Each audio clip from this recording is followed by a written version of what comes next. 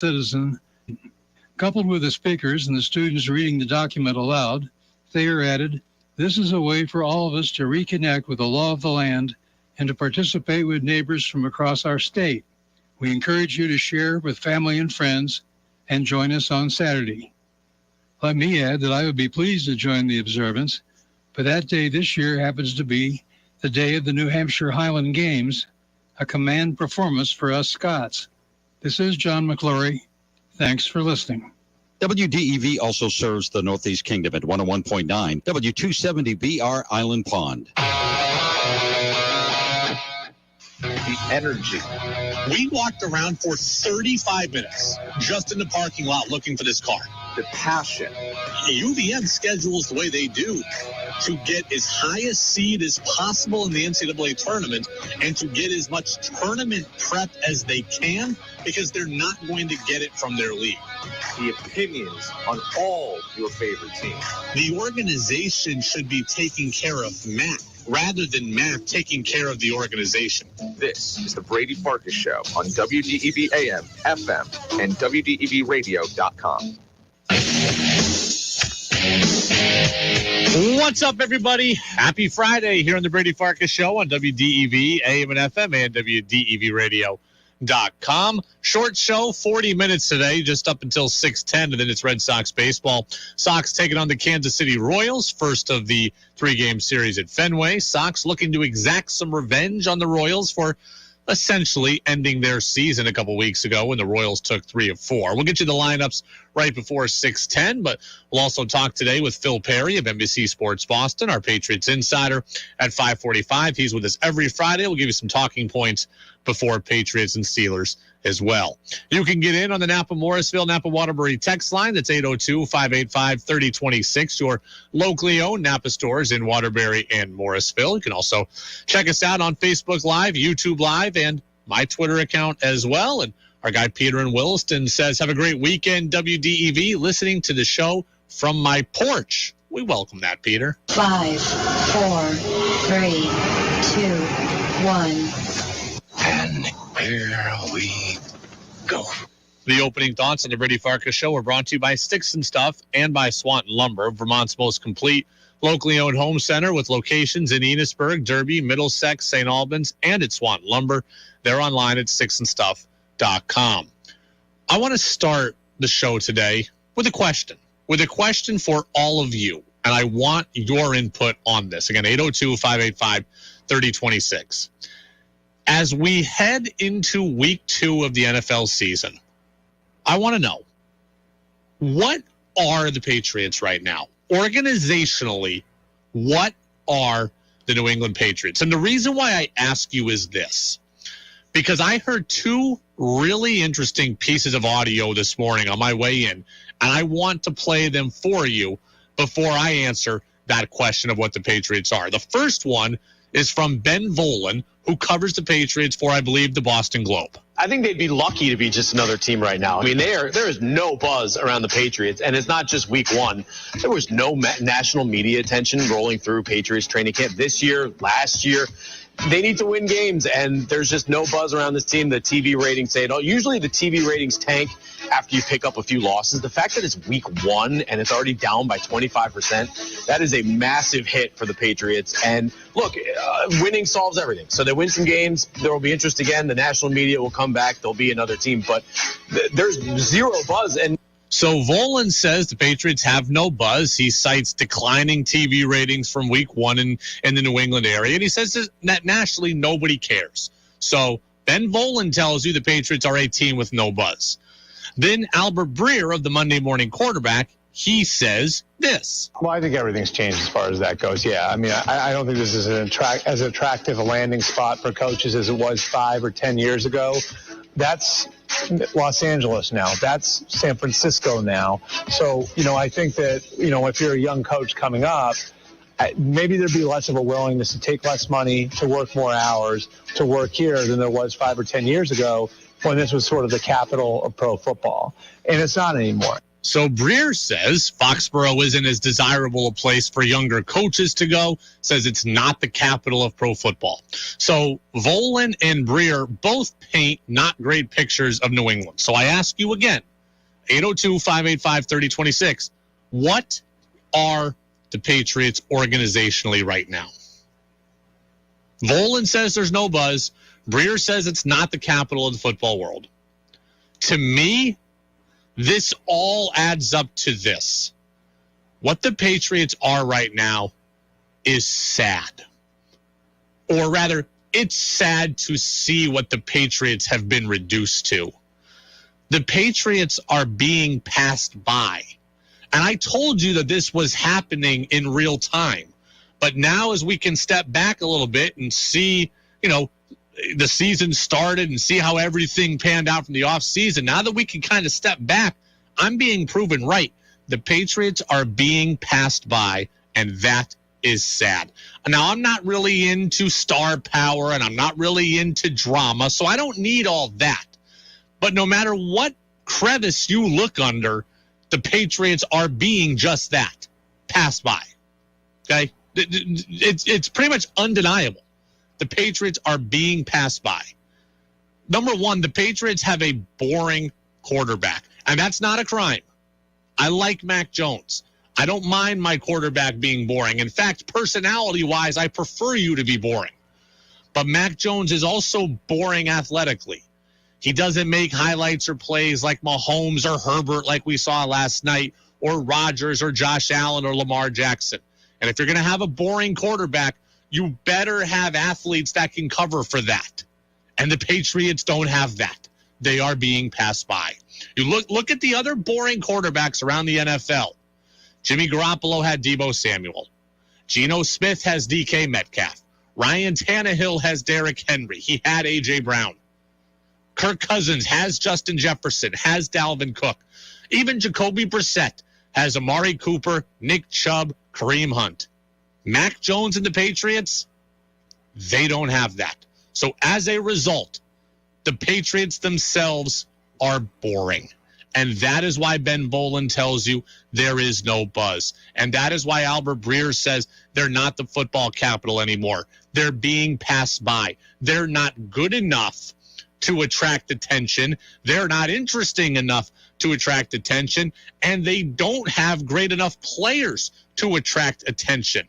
Now, I love the Patriots. We're going to cover them. We're going to talk about them. We're still going to root for them. But the Patriots, what are they now? They are just increasingly average.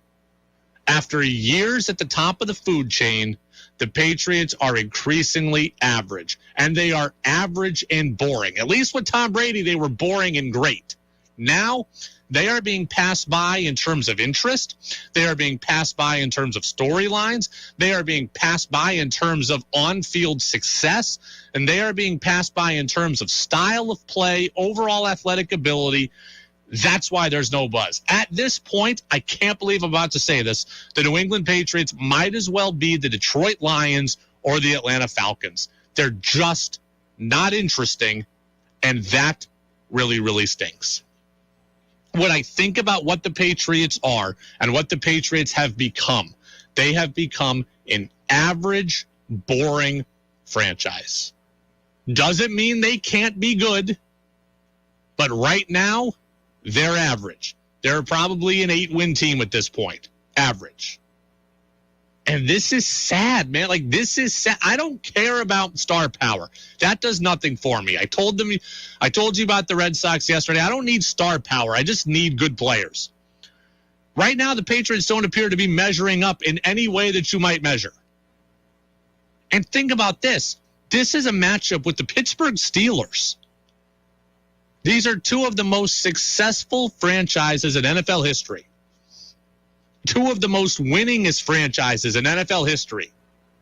This should be a marquee matchup on the NFL schedule, and instead it's Sunday at 1. Like, this should be a primetime game. This should be a Monday night game. This should be a Sunday night game. At least it should be 4:25 on Sunday. Instead, we're getting the Bengals in Dallas. This is a 1 o'clock time slot game on Sunday. Hall of Fame coaches, I assume Mike Tomlin's going there. This should be a great matchup. Instead, it's a matchup that's being essentially buried by the league. It doesn't mean a whole lot to the league in the grand scheme of things. And that is frustrating also. That is what's frustrating also. Text says, Patriots are a team in transition, much like the Red Sox. Whatever changes are going to happen next year can't be soon enough. The Patriots are dysfunctional. Mark in Essex, Brady, go easy on my Falcons. I suffer enough. You're right. I'm sorry. Fun story. I used to love the Falcons. There was about a 2-year period where I loved the Falcons and I loved the Braves. And I kind of ditched the Seattle teams. And the reason why was I moved from Seattle to North Carolina in 1996. And so I was 7 years old when I left Seattle. So I still loved, the Seattle teams, but they were never on TV, right? Like 1996, they're never on television. This is before the MLB package, before NFL Sunday Ticket. So my teams were never on. Not to mention that the Seahawks were not good, so they really were never on. So the Braves were on TBS all the time, so I became a Braves fan because I had access to them, and they were good, right? Javi Lopez and Kenny Lofton and Chipper and Andrew Jones and Maddox, Glavine and Smoltz. And I went to Braves games every year. And then the Falcons, I started to love the Falcons. They were on a lot. Panthers were there too, obviously, in North Carolina. But the Falcons were good. Jamal Anderson, the Dirty Bird, O.J. Santiago, Terrence Mathis, Tony Martin, Ray Buchanan, Chris Chandler. I loved, the 98 Falcons. So there you go. There's my love for the Falcons there. So I got some history with them, Mark. Matt in Bolton says, people are picking the Patriots. They think they can do it against Trubisky. I'm hoping so.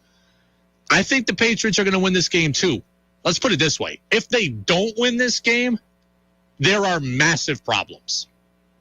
They have to win.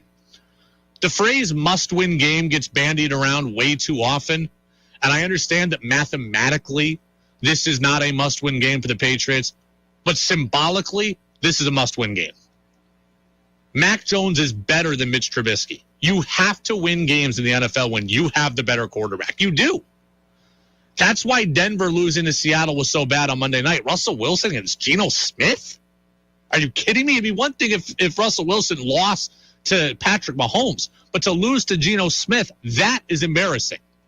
The Patriots cannot lose this game to Mitch Trubisky, especially when they have Lamar Jackson and Aaron Rodgers coming up next. They cannot have, if they lose this game, they are very easily staring down the barrel of 0-4. They have to win this game. We're going to get to Phil Perry here in just a couple of minutes, and I'm going to ask him that. Do you think this is a must-win game? Because I do. I do. Tex says 2 great coaches are going at it. Yeah, they are. That's why it's sad to see what this has become. Belichick against Tomlin. Lombardi trophies against Lombardi trophies, and it's buried Sunday at 1. As for what the Patriots are, I think Ben Bolin's right. There is no buzz. The Patriots have a boring quarterback. They're generally boring personality-wise. They're boring athletically.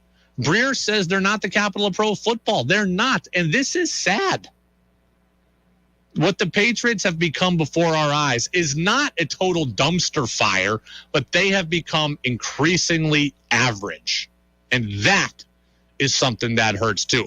At least when you're awful, at least you're interesting, right? The 2020 Patriots with Cam, they were interesting. They still went 7-9. They were still average record-wise, but they were interesting. This Patriots team right now doesn't appear to be that interesting. They got 17 more weeks to change that, but the buzz is gone from this team, and it's happened right in front of our eyes. It's the Brady Farkas Show on WDEV, AM and FM, and WDEVradio.com. We're going to queue up Phil Perry here on the phone line momentarily from NBC Sports Boston. So let's get the Phil Perry music, people. It's another Football Friday and another look at your New England Patriots. And I will put it at the feet of Mac Jones. I mean, you get the credit when everything's going well. First third down of the game, first drive of the game, you throw it right to the other team. 7 points going the other way. With all the info from Patriots Place, it's Pat's insider, Phil Perry. No, it's not that I think less of him. I think the fact that I am high on him leads to the honest criticism of him. I know he's better than the way he's played. On the Brady Farkas Show on WDEV AM, FM, and WDEVradio.com. All right, I want to go right out to the phone line now and bring on our guy, Phil Perry, Patriots insider, NBC Sports Boston. Phil, week 2 against the Steelers, big game coming up. Pats have their backs against it after what happened last week in Miami. Welcome in again. How are you? I'm doing great, Brady. I'm looking forward to this one. Pittsburgh's always a really fun stadium to cover a game. We know the fans are always into it. The atmosphere is tremendous. Pittsburgh's a great city. This, to me, was sneaky the best road trip for local Patriots fans looking to make a trip this year because it's a great time of year to be in Pittsburgh, too. So I'm fired up. It's be good. You know, I declared yesterday Mac Jones the guy under the most pressure in the NFL this week. I hate this term this early in the season, but this really does feel like a must-win game for the Patriots, given the quarterback they're playing against and the quarterbacks they're playing against coming up over the next 2 weeks. Am I overreacting, or is that a fair assessment?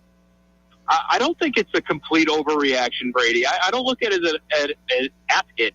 as a must-win in the traditional sense. They can, in my opinion, steal a game or two with so many games left this season that would help them eventually make the postseason. But I do agree with you on this front. This is a game they should win. And as a team that is not as talented and is not as well put together probably as all those Patriots teams we were used to during the Brady-Belichick era, you really can't afford not to win the games you should win. And so in that sense, and I'm looking at this team still, even after week 1, as probably a team that's right on the cusp of the playoffs. If you believe all those things are true and you look at this game and say, hey, if one wins the difference between postseason or no, and this is a winnable game, then they've got to win it. So I know what you're saying as far as that goes. I just don't know, in terms of the pressure on Mac Jones, that's an interesting question to me because coming off a back injury, he missed a practice this week because of illness. Does the team really try to do all it can to alleviate pressure on Mac Jones, really lean on a running game, and just grind out a low-scoring kind of victory on the road here? I was watching NBC Sports Boston earlier this week, and I was watching Quick Slants, and Kay Adams was on, formerly of the NFL Network, and she said that the sense she gets from Patriots fans is that Pats fans are just kind of ho-hum, this is what we expected. And that kind of rubbed me the wrong way. Like, I expect the Patriots to not be a Super Bowl team, but I also expect them to win the games they're supposed to win, and I expect them to be better than they were a year ago. So do you get the sense that the Patriots fans are ho-hum, or is she just speaking from a limited sample size? Boy, I think maybe the expectations probably have changed, though, right, Brady, for a lot of people. I mean, you and I both felt the same way, I would say, probably coming into training camp. And I looked at this as a team, and I said that the floor should be 10 wins. Yeah. That's where you were last year. That's where you should be again. You should be back in the playoffs. And that was my expectation. After seeing training camp and detailing it exhaustively in terms of all the struggles that they had, then going through the 17-game schedule game by game, my prediction came down a full game, which may not sound like a lot to people, but 9 wins probably isn't enough to get you into the postseason. So to me, I think fans' expectations maybe have changed based on what they saw in the preseason, now what they've seen in week 1. I think they're probably looking at this and saying, I don't know if it was the right call to have Matt Patricia run the offense and the offensive line specifically on top of play calling duties. I don't know if Joe Judge is the guy to be ushering Mac Jones into year 2 and for him to make that year 2 leap in a vacuum as an individual talent the way you would expect him to under maybe a different coach. And so I think there's a lot of uncertainty among Patriots fans right now. And, I don't know what the poll would read, Brady, if we were to poll them and see what their season-long projections are for wins. But I can't imagine it's much higher than that 9 to 10 range. I think that's probably where even the most optimistic Patriots fans are right now. Phil Perry, NBC Sports Boston Patriots insider, with us as he is every single Friday at this time here on the Brady Farkas Show on WDEV. You know, I'm watching Thursday Night Football last night. I'm watching Chiefs and Chargers, and those teams, just everywhere they look fast and everywhere they look explosive. And it's 75 yards in 2.5 minutes to get down the field. The Patriots have tried to address that, right? And I do believe they can win more track meets this year than they could a year ago. But why do they not have what we watched last night? Where do we start? I think it starts with the draft. I think that's where it starts. I think, they have made efforts to become more explosive, but they really haven't hit frequently enough. And, the N'Keal Harry pick is the obvious one. Maybe Tyquan Thornton's a player, but he's on IR right now. Free agency, you've tried to add explosiveness in Nelson Aguilar and Kendrick Bourne. One guy I thought had a opportunity for an explosive play in week one, and Aguilar beating his man down the field late in that game. And, I guess good for him, but he also ends up alligator arming a ball over the middle and then fumbling later on another ball over the middle, maybe thereby explaining why he alligator armed the first one. But, you did not hit on that signing, and Nelson Aguilar, obviously, through a season in one game. Kendrick Bourne has worked his way into the doghouse, is playing 2 snaps in the season opener. They just, talent-wise, they still are lacking at that position, Brady. I think it's as simple as that, and that's how the Dolphins looked at them. It was very, very, very clear based on how they played the Patriots. It was double freedom rockets, 2 middle fingers right to the Patriots offense saying, we know you can't beat us outside, and so we are going to play you accordingly. A lot of single high safety looks, a lot of one-on-one corners on an island, even without their second-best corner, Byron Jones, on the outside, and they said, try to beat us out here. And the Patriots knew that they couldn't win outside. They didn't even attempt as many throws outside as I thought they would, given the coverages they saw. So what was an issue all last year? Lack of talent on the outside, lack of talent deep down the field, lack of talent that would dictate coverage the way that it does so frequently across the NFL. They missed all those things last year. They tried to address those this offseason with Devontae Parker and Tyquan Thornton, but Parker's held to 1 catch for 9 yards. Thornton's on injured reserve, and it looks like a very similar offense to last year, Brady, where, look at their one scoring drive, 15 plays, 8.5 minutes. That's just who they are offensively right now. I'm not as big a Mitch Trubisky hater as most people are, but do you think the Patriots play him the way the Dolphins played the Patriots defensively? I think they will get up on these receivers and force Trubisky to try to make explosive plays down the field. Now, their weapons are legit, but if you look at some of the numbers from week one, Mitch Trubisky, this offense, whether it was Roethlisberger last year or Trubisky now, the ball is coming out so quickly, it's almost impossible for the Steelers to get anything going down the field. Now, I think it all starts where, maybe it's a perfect storm of suck. But last year was, I think, a combination of Roethlisberger's arm and some issues that had started to crop up on the offensive line. Right now, I think it's Trubisky's inaccuracy, but the offensive line is maybe even a greater reason for why this offense looks the way it does, because this offensive line is maybe among the worst in football, Brady. It's that bad. And so if the Steelers don't trust that line to protect their quarterback, whoever it is, then they're not going to be able to drop back for 3 seconds and throw the ball deep down the field. They're not going to be able to run the ball very effectively with Najee Harris. So I think it starts there for the Steelers. I don't think you're probably a bigger fan of Trubisky's talent than I am. I don't think he's all that good, but I think he really has no shot behind this offensive line that he's playing behind right now. We started the show with this. Earlier this week on WEEI, Tom Curran, your colleague, said that Robert Kraft's confidence in Bill Belichick was a 6.4 and falling. Then Ben Volen on NBC Sports Boston said, I think yesterday, that the Patriots have no buzz right now around the NFL. What is your assessment, just kind of who the Patriots are right now organizationally?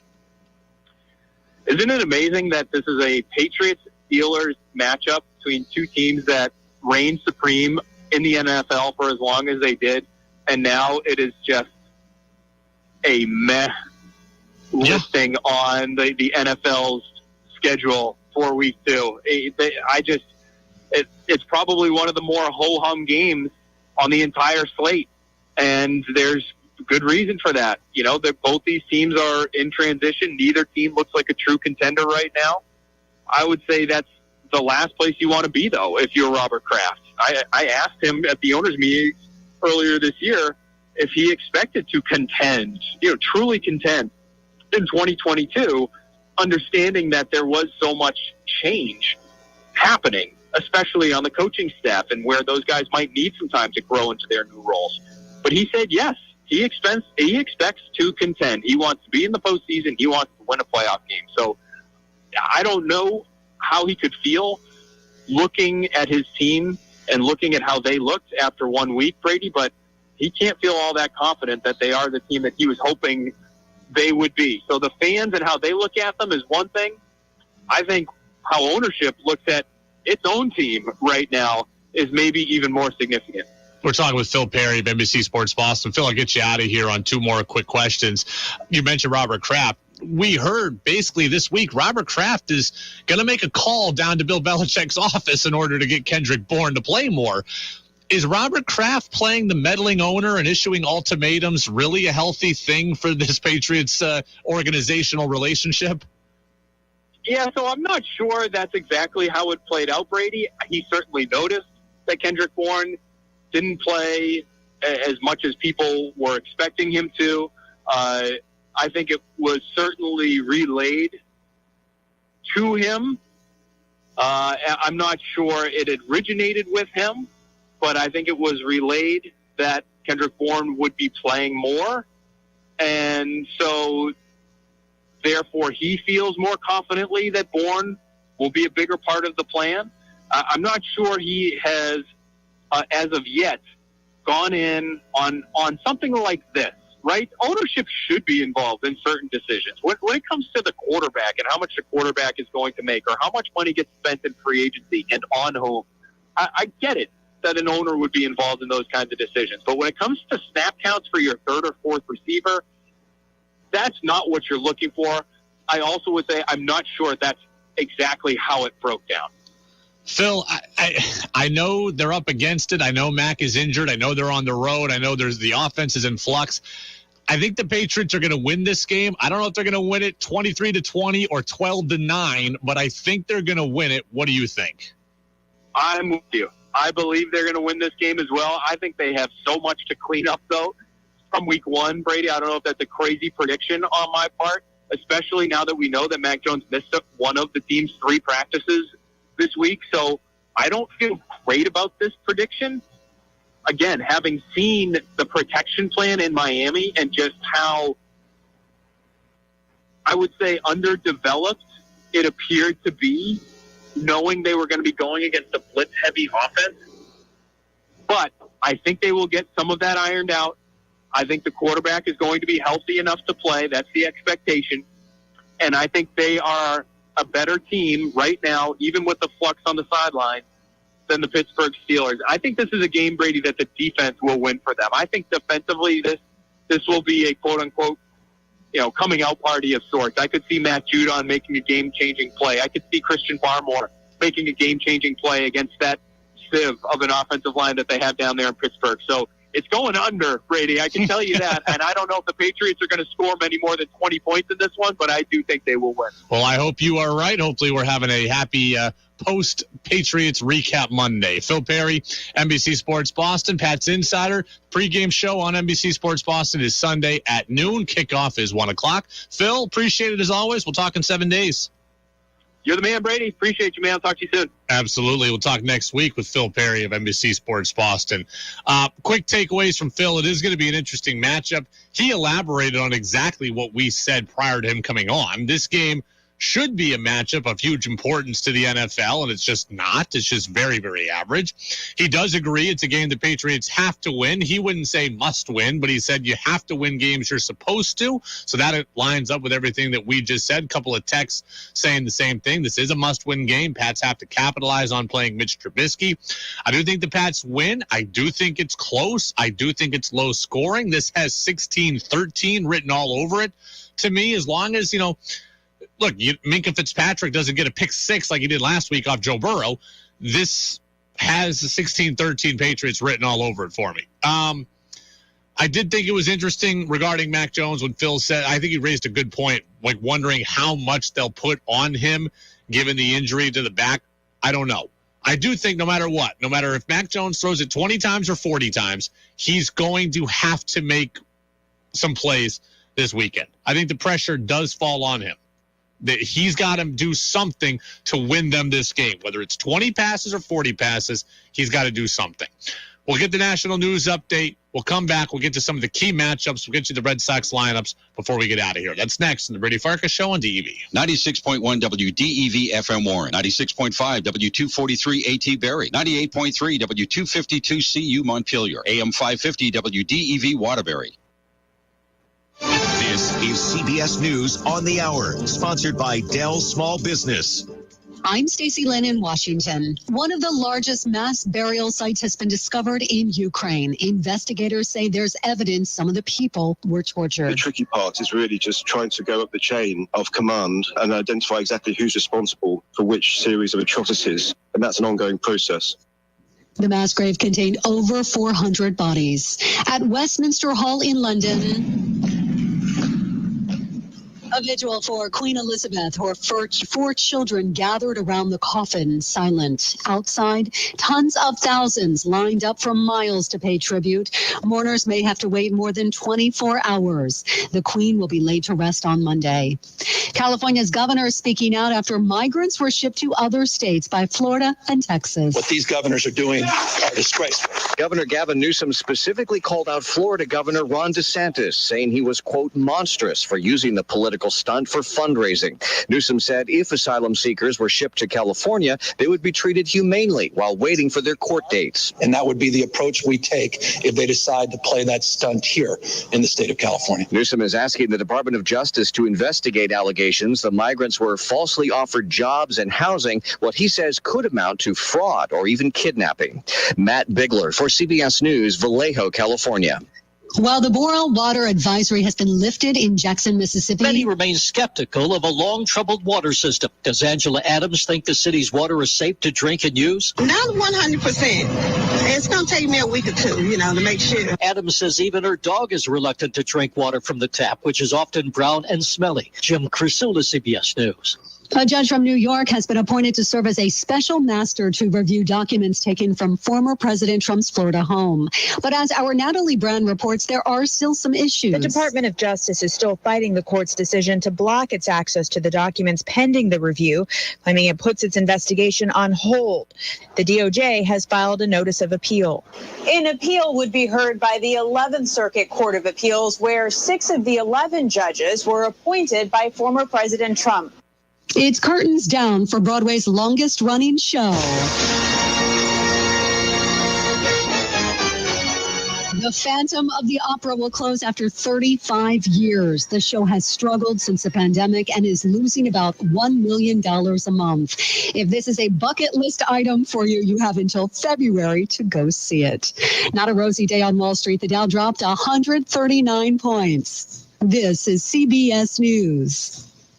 Dell's semi-annual sale has arrived. Save big on PCs with Windows 11 Pro. Dell Technologies recommends Windows 11 Pro for business. Call 877-ASK-DELL. The Lamoille Valley Chevrolet Big Dog Daddy year-end clearance sale is going strong, and we're extending it into September. Tell them, bro. That's right, Dan. Folks, August is in the record books, and it was our single best month ever here at Lamoille Valley Chevy, and we're out to do it again in September. We pride ourselves on doing things right here at Lamoille Valley Chevrolet, and we are making new friends and customers one deal at a time. At Lamoille Valley Chevy, you have several new Chevy trucks and SUVs in stock and incoming, plus what I consider to be the finest selection of pre-owned cars, trucks, and SUVs we've ever had. And commercial truck buyers, listen to this. Just arrived at Lamoille Valley Chevy with our first 2 truckloads of several hard-to-find trucks with dumps and utilities utility bodies just in time for you to take advantage of year-end tax savings. So come check out the amazing deals from Chevrolet and our huge inventory of vehicles right now here at Lamoille Valley Chevy, and spread the word. At Lamoille Valley Chevy, we know price matters. You heard Pat. Now's the time to get to the Big Dog Daddy year-end clearance sale at the new Lamoille Valley Chevy just past Stowe and Morrisville in the beautiful town of Hyde Park, Vermont. Ace is the place with the helpful hardware, folks. Why would you wander around a warehouse store looking for paint when you could just swing by your neighborhood Ace? In addition to Ace's award-winning service, we have top-rated paint brands. Plus, our color matching technology allows us to match any color.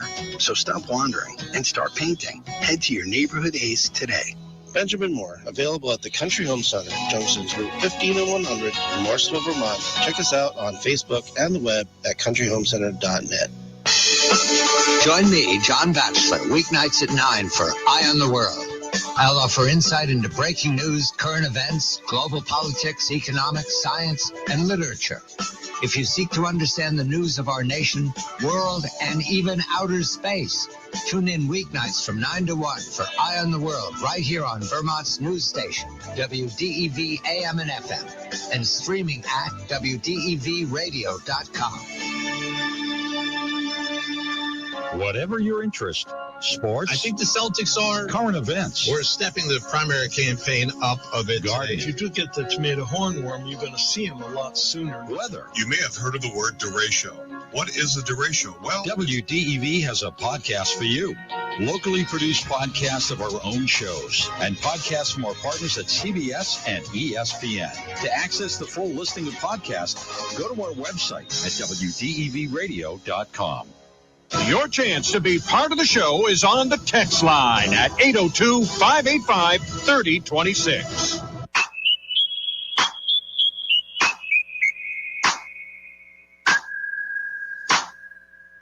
This is former NFL wide receiver Keyshawn Johnson, and now we're back to the Brady Farkas Show on WDEV Radio and WDEVradio.com. Thank you very much, Key. Brady Farkas Show back at it here for a couple more minutes on DEV. Red Sox baseball comes up next, and we'll have the lineups for you in just a matter of moments. A couple of quick matchups to watch in this game. Really, Patriots offensive line against the Steelers pass rush. TJ Watt is not there, but Alex Highsmith is. Cameron Hayward is as well. Patriots have to be able to neutralize them.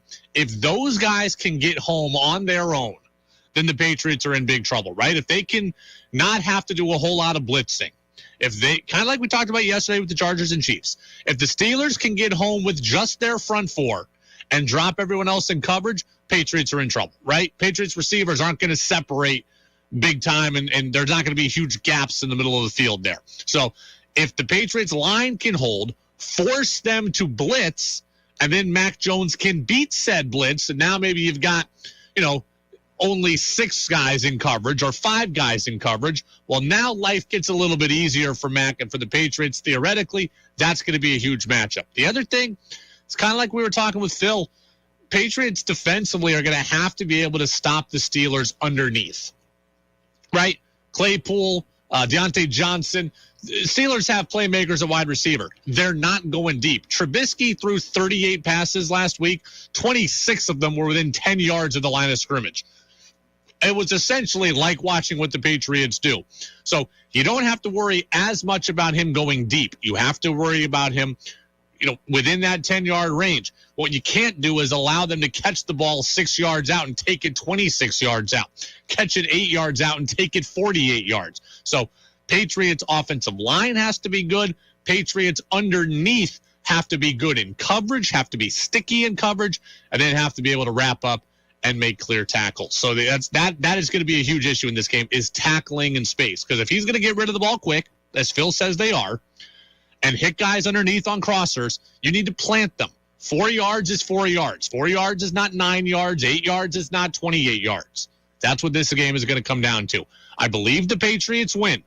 If they don't, it's going to be a huge issue for us on Monday's show.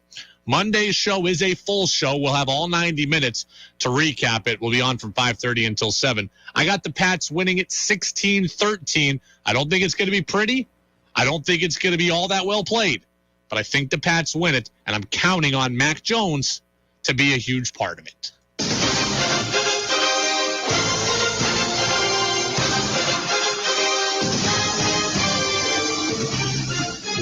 Royals at the Red Sox. The Royals are 30 games under. The Red Sox are 5 under. Jonathan Heasley goes up against Michael Wacha.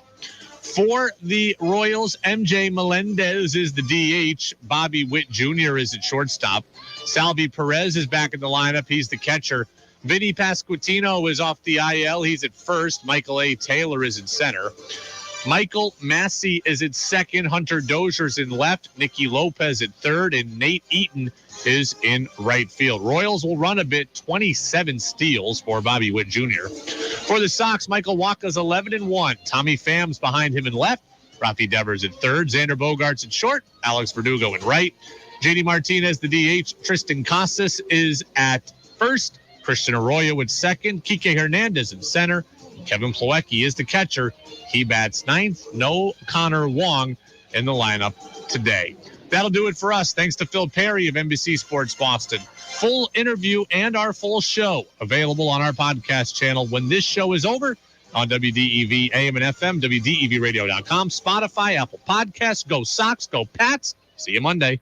This is